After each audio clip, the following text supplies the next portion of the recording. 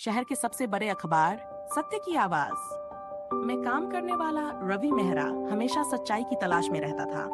वह अपने साहसी रिपोर्टिंग के लिए जाना जाता था, लेकिन इस बार उसे एक ऐसा केस मिला जिसने उसकी जिंदगी बदल दी।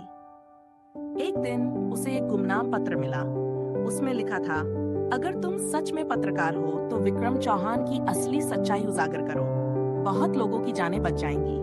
पत्र में कोई नाम नहीं था, लेकिन रवि समझ गया कि यह किसी गंभीर मामले से जुड़ा हुआ है।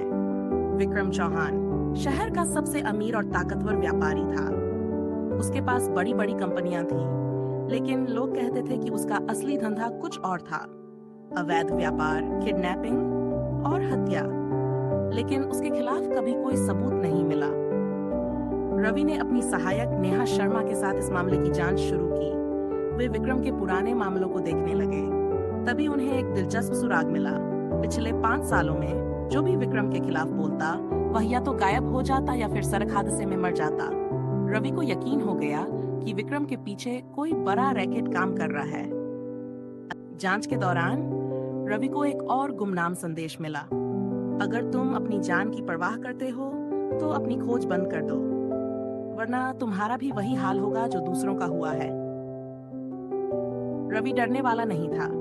उसने इंस्पेक्टर अरुण सिंह से संपर्क किया, जो खुद भी विक्रम पर शक कर रहा था, लेकिन सबूतों की कमी की वजह से कुछ नहीं कर पा रहा था।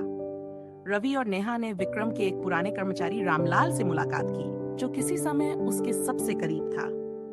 पहले तो रामलाल डर गया, लेकिन जब रवि ने उसे भरोसा दिलाया कि सच सामने लाने के लिए कुछ भी करेगा, तो उसने एक चौंकाने वाला खुलासा किया। रामलाल ने बताया, विक्रम सिर्फ एक व्यापारी नहीं है, वह एक अपराधी। उसकी कंपनी अवैध हथियार और नशीली दवाओं का व्यापार करती है। जो उसके खिलाफ जाता है वह जिंदा नहीं बचता। रवि ने सोचा कि अब उसके पास विक्रम के खिलाफ सबूत जुटाने का आखिरी मौका था। उसने एक योजना बनाई। वह खुद को एक नकली ग्राहक बनाकर विक्रम से मिलेगा और उसके गुनाहों का पर्दाफाश करेगा। रवि और नेहा ने गुप्त कैमरा लगाया और विक्रम के गोदाम में पहुंचे, जहां काले धंधे चल रहे थे। जैसे ही उन्होंने सबूत इकट्ठा करने शुरू किए, विक्रम के लोगों ने उन्हें देख लिया। विक्रम ने ठहाका लगाते हुए कहा, मैं जानता था कि तुम मेरी जड़ें खोदने की कोशिश करोगे, लेकिन अफसोस, अब तुम्हें यहाँ से जिंदा नहीं जाने दूंगा। रवि और नेहा मुश्किल में फंस गए। तभी अचानक पुलिस के सायरन बजने लगे।